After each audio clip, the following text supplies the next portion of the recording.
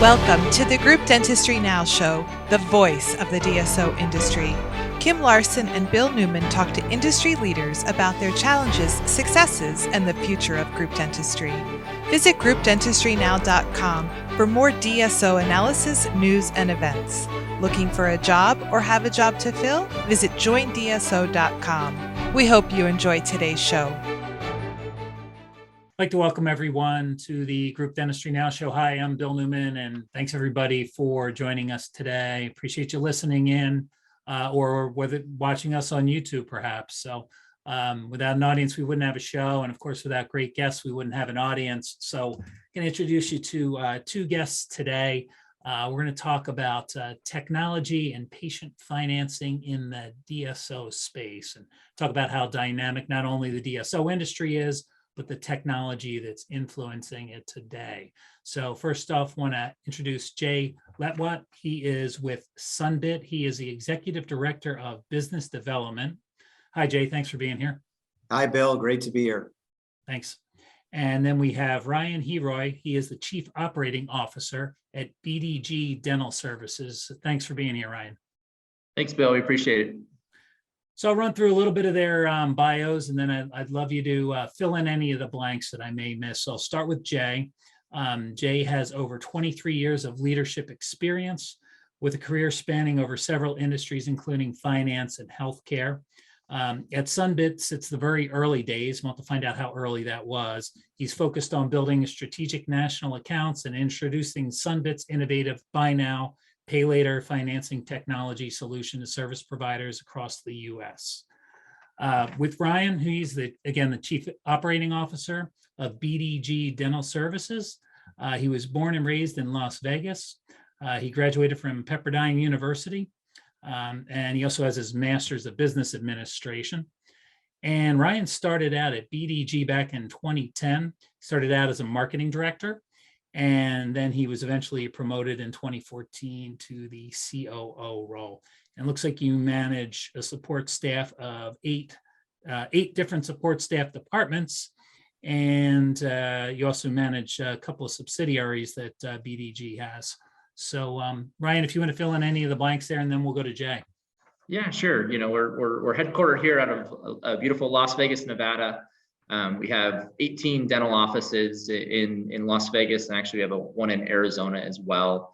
Like you mentioned, we do have 6 subsidiaries. We have a dental assisting school, we have a dental lab, we have a dental supply company, we have a Dentuity, which is a dental service company, helps with the billing on that side of it as well.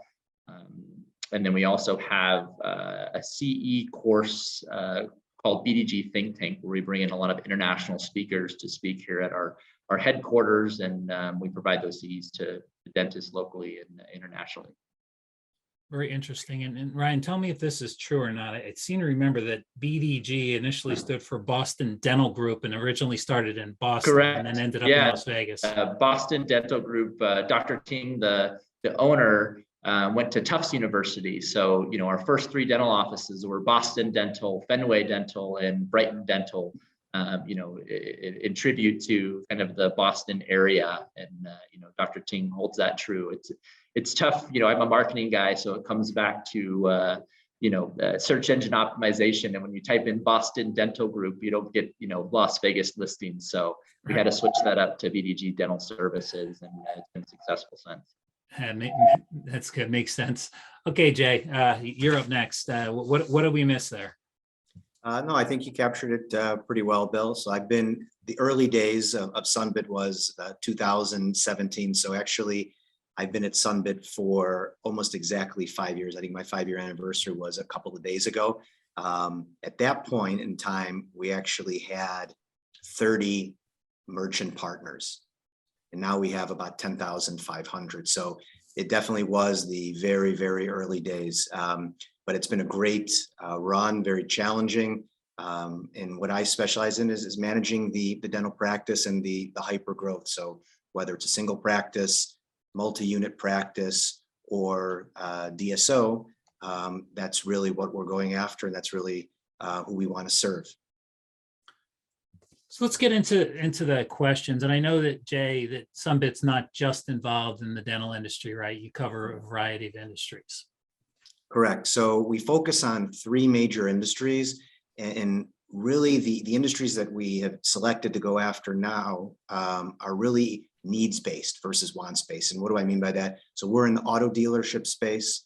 We call optical, so a lot of vision groups and chains, as well as dentistry. So it's the type of verticals, industries that you don't go there for a want. So we're not going to be financing fancy t-shirts or fancy shoes or Pelotons. It's dentistry. Your teeth hurt, you have needs. We want to respectfully fill those needs in a quick and efficient way. Auto dealership, your car breaks down. We're not financing the new or used car bill. We're focusing on the service side. So you need new tires, you need new wheels, a battery. You need to get to work now. And that's really what we focus on, the needs-based verticals. Great to know. That's good. All right. So let Jay, if you want to start out with this, I'd love to get your perspective on an overview of what the patient financing landscape looks like currently.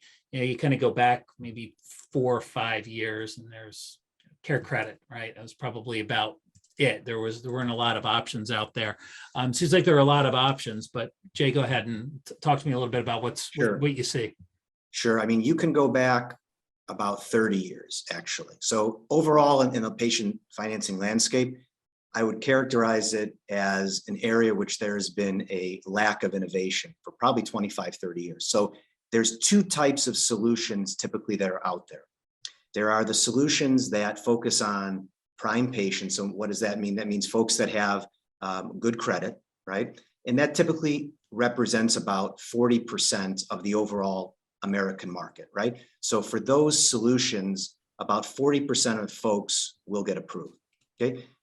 The second type of solution, patient financing solution you have, are the solutions for subprime folks. So they're good folks that have maybe issues in the past, less than stellar credit. And so those typically are very onerous processes to fill out applications. There's paper involved, sky-high APRs, really, really unhealthy for the consumer. So that's typically what you've seen, not even the past 4 or 5 years, Bill, but probably the last 30 years.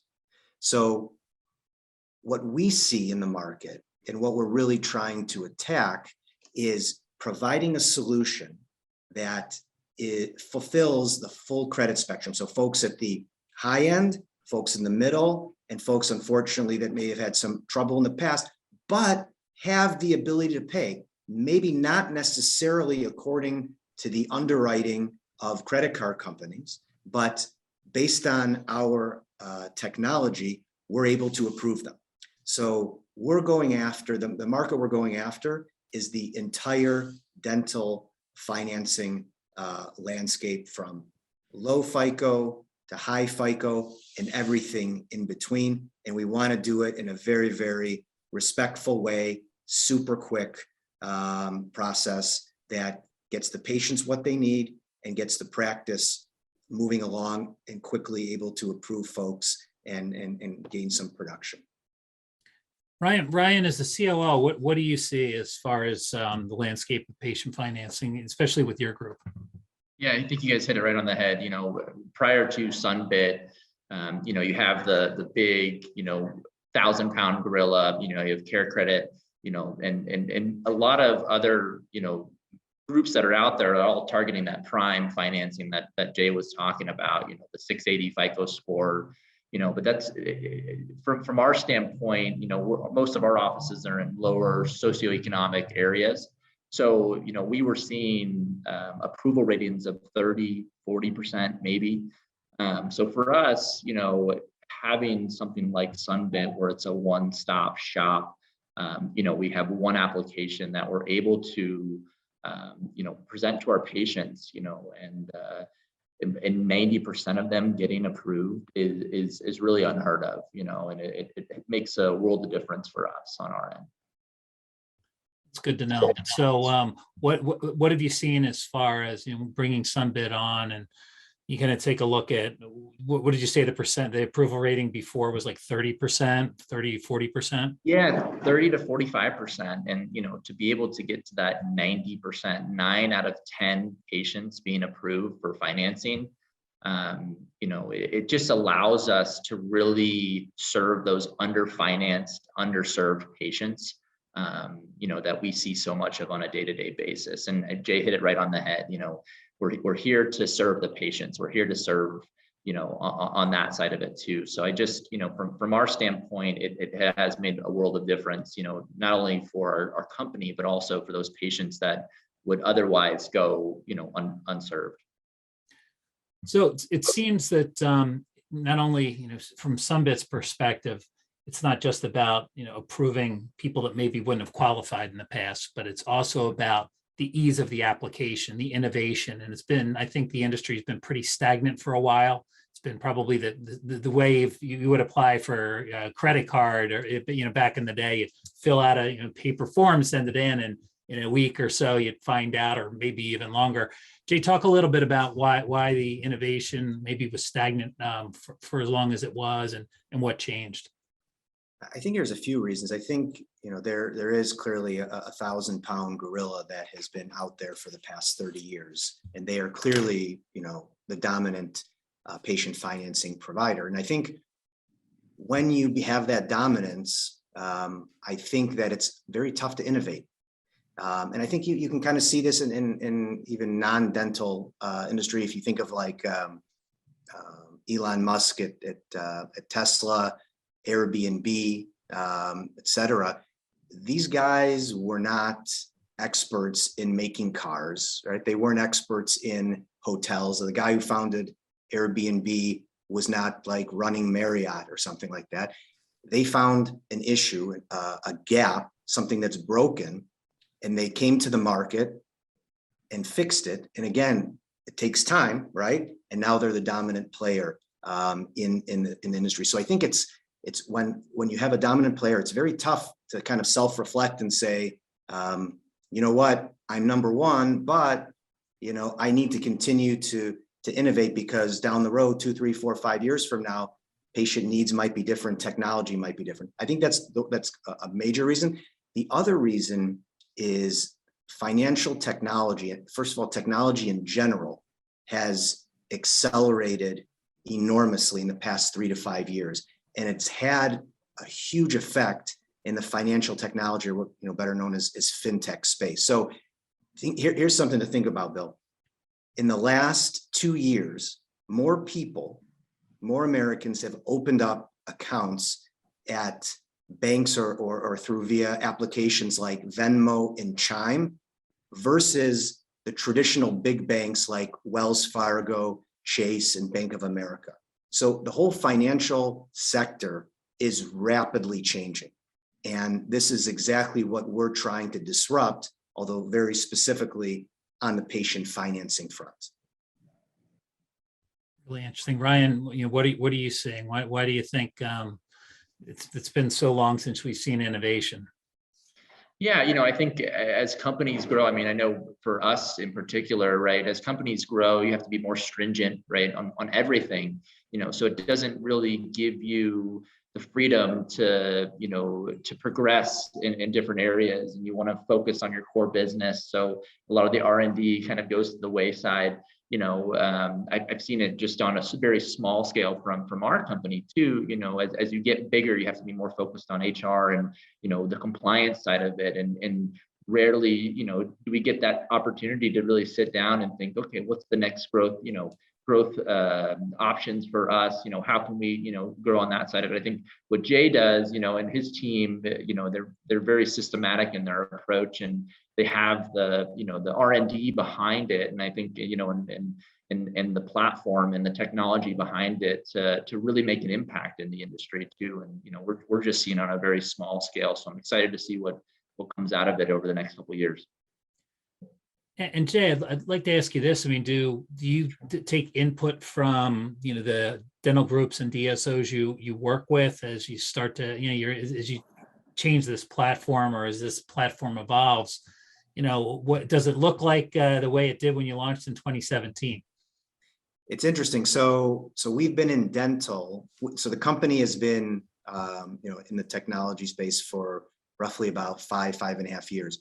And we started in auto, actually, in the dealership space. And then we moved also to add optical. Dental, we've been in for roughly about 2 years. So on the technology side, we have kind of a base model, but the dental model is totally different than auto, right? I mean, for instance, typically the dollars are much higher for folks at the dentist. When you go to buy a set of tires, that might be, $700, $800, $1,000, but you go do an implant, that might be $3,000, $4,000. So it's very different. And obviously we've learned as we've gained more groups such as Ryan's. But the interesting thing is that we take the feedback, and at the end of the day, it comes down to a math problem. It's data. We understand what the needs are. We understand the loans, and we're able to continually make rapid changes on the platform, because that's what we are. We're a technology company. But yeah, the model, it's very, what I find the most interesting is that the models are really, really different across the verticals. So the dental patient is completely different than the man or woman who walks into a dealership and needs a new set of tires. And the ability to kind of toggle between all these verticals is, I think, really, really difficult. And it's a strength, I think, for us. Let's talk about Sunbit from the patient's point of view. Jay or Ryan, whoever wants to talk, I'd like maybe a comparison compared to, the traditional experience they may have with one of the other patient financing companies. Yeah, sure. I can go first, Jay, if that's okay. Of course. I think, for us, it used to be like, we've mentioned in the past, right? It used to be a paper form, and they would fill out a paper form and we would fax it over and, try to get the financing. Usually it's a day later. I think that's a huge differentiator for Sunbit. It's that one-stop shop for financing. Getting 90% of patients approved within 30 seconds. It's a game changer for us. They have their technology on the iPad. They have their designated app that's really easy to use.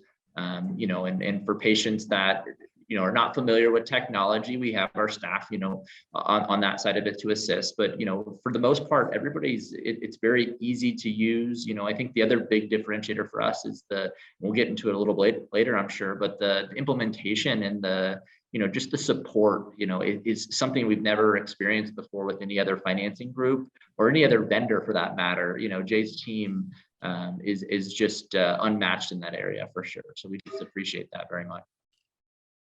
That's great. Jay, anything to add there? Sound like a glowing testimonial. I have nothing to add, Bill. Ryan said it very well. That's great. Let's I'll let you do this one, Jay. Why don't we take a look at Sunbit? Why don't you share a little bit with us, and that way we kind of get to see it in action. Okay, sure. You're putting me on the spot, but I accept the challenge, Bill. Okay. So what you see in front of you, Bill, this is the iPad, same iPad that I actually have in my hand. Okay. So we provide the iPad to patient offices. And so how the process works is pretty simple. So they would first, the office staff, they would select their name. And Bill, who do you want to be today? Beyonce, Oprah, or Taylor Swift? Go with Oprah. Everyone goes with Oprah. Click scan card. We take the driver's license, which I have here. You flip it over. There's a barcode on the back. You simply scan it just like that. Automatically, it extracts the information from the driver's license. There's my info. Patient types in their phone number and email. They click continue. And then the office staff just confirms with the patient that this is indeed their updated information. So they click copy to form. And then the patient would then click agree and check options. And just like that, the patient's been approved for $6,100. This is the approval process. This is the application process. Done. Usually takes between 20 to 25 seconds. Okay. So a couple of things here. We're going to approve every patient with a FICO score of 500 or greater. So similar to what Ryan has mentioned, the average approval rate that our technology provides is about 85%. Okay. We never do a hard credit check throughout the process. So it's soft throughout. This is very, very unique. And we go up to $20,000. Ryan, can you attest to this? Yes, it's that easy, and I think that that's what makes a huge difference for us, right? It used to be we'd have a prime vendor, we'd have a subprime vendor, usually the subprime vendor was ourselves, usually that's how it works, but here we're able to, like Jay said, within 30 seconds, basically. And I think that that's also the other big differentiator is that we're funded up front. I think that that's another big thing too. A lot of the subprime financing companies, it's fund as you go, and you default, and there's a lot of other things too. Sunbit takes that on their side of it too, and it's made a huge impact for us. I think that's really key. And if I can say this, a lot of patients, and just forget about dentistry for a second, when people apply for any kind of financing, they're used to very invasive questions like, how much money do you make? Are you married versus single? Do you rent versus own? And these questions are still asked today. These are like relics from 1970s credit applications, and they're still being asked today. We don't ask any of those kind of questions because we're able to make our underwriting decisions through looking at the existing data of the soft check. And we don't need to have those invasive questions. It's simply not needed. Really, really easy. It's amazing. Pretty cool. I have to admit, I'm impressed by it. So Ryan, let's talk about the impact that using Sunbit and the technology and how easy that was. Talk about it from a productivity standpoint, production standpoint, and just how overall it's changed the way you do business. Yeah. So we started with Sunbit back in middle of the pandemic, June 2020. I know Jay's team, was very helpful in coming out multiple times. Obviously we had to be very mindful of all the different things that we're dealing with the COVID pandemic. But we've been with Sunbit for about a year and a half now. We've been able to generate over $2.2 million in revenue. And like I mentioned, I know Jay mentioned it was slightly lower for overall, but for us, it's 89.5%, 90% approval rating. We've submitted about 1,800 apps. So, I think the only thing that's holding us back is ourselves, right? So, the more apps that we submit, the more patients we can finance, and then the more patients we can serve. I think that's really the difference on our end. So it's almost a capacity issue. Yes. That's great. And what's the patient experience? I mean, what's the feedback like? Are they pretty surprised with how easy it is? Yeah, I mean, in not comparing to any other companies, but just from our standpoint, I mean, even from a team member standpoint, they love it. They love Jay and their team, and just the tech that they bring, the iPad and the app, and the fact that we can get that approval within seconds, has made it, a lot more seamless in the dental office. Before it was very clunky, and, you had to fill out multiple applications for the same patient to try to get them financed. And, you have those patients too, that, sometimes they don't get approved for the prime financing, and then they don't want to move on to the subprime financing. And here it's just, simple, easy, and like we said, 9 out of 10 patients are getting approved. So it's a game changer. So I've got a question. We saw really the patient-facing side of it. What does the back end look like? So what from a analytics standpoint, and having, we just did 18 locations, Ryan, is that right? 18, yeah. 19 locations. How are you able to benchmark and look at performance as far as, patient financing from one location to the other? And so I'd love to kind of hear a little bit about that.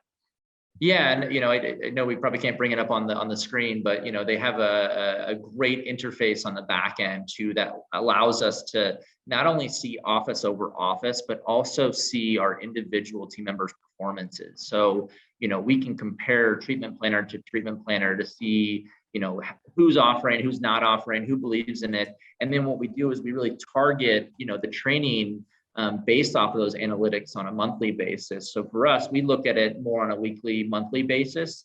We'll have meetings with our regional managers, and then we'll sit down and say, okay, this office is struggling a little bit, and Jay and his team has been very resourceful, and they can send out a rep, or they can call and set up a webinar and really back and figure out what is the true reason why we're not offering it.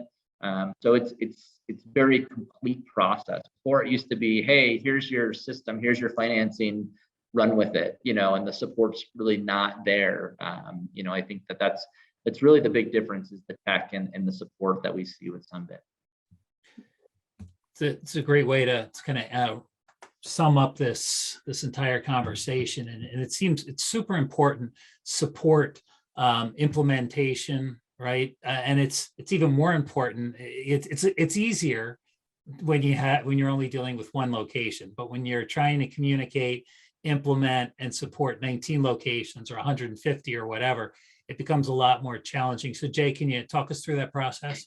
Sure. So I would say kind of on the outset, we're committed to our customers or patients and partners' success, and we mean it. So similar to what Ryan said, not just in patient financing, but in a lot of other implementations, they kind of frisbee you the technology and say, hey, good luck. If you need something, here's an 800 number. What we do as a company, we've done this basically 10,500 times. That's the amount of merchants that we have today.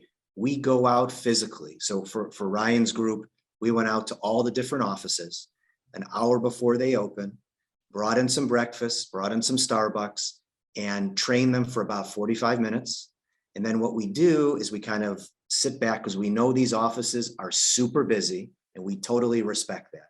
And we'll sit around in the offices for a couple of hours and just kind of make them comfortable, make them confident to offer Sun, because the goal of what we're trying to do at the end of the day is utilization.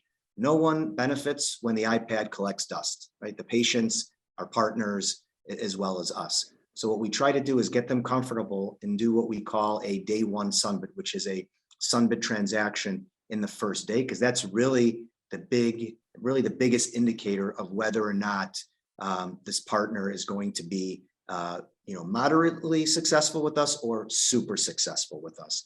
So we're really with the partner for usually about a half a day. And then of course we have support. So once we leave the office, we have a lot of technology on the back end, as Ryan mentioned, this partner portal, which has lots of real-time data. We also have account managers as well that are managing those accounts, as well as a full support center that actually is based in Vegas as well, which is our employees to make sure that both our partners and our patients are successful. Great. So Jay, if people want to find out more about the Sunbit platform, how do they do that? Sure. They would go to sunbit.com/dental, and they can fill out their information. There's also an ability to get a demo as well. So once they fill out the information, we'll have someone get back into contact with them. And again, whether you're a single unit office, multi-office group, or DSO, we want to help all dental groups be more successful, offer financing to not only generate more production, that's great, but at the end of the day, we want to get more patients the dentistry they need. That's the bottom line. And Jay, you also mentioned before we started to record that you're going to be at several of the in-person meetings, right? Or Sunbit will. So you talked about Women in DSO coming up. There's the ADSO meeting, DICOMA, so several of the DSO meetings Sunbit will be attending. Absolutely. We're in, I think right now, going to be in about an additional 20 shows and events in 2022. So certainly you can meet us there, and we're always the ones wearing the white shirts with the iPads in our hands. So we're happy to meet and greet and learn more about everyone's needs in their practice. Or you can go to sunbit.com/dental and find out right now. Absolutely. So thank you, Jay Letwat. We appreciate you being on the show today. And thank you to Sunbit and Ryan. We really appreciate you taking the time out talking about your experience using Sunbit. And that's it. Until next time, this is the Group Dentistry Now Show, and I'm Bill Newman. Thanks, gentlemen. Appreciate it. The Group Dentistry Now Show has listeners across North and South America, Europe, Asia, and Australia. If you like our show, subscribe today and please tell your colleagues about us.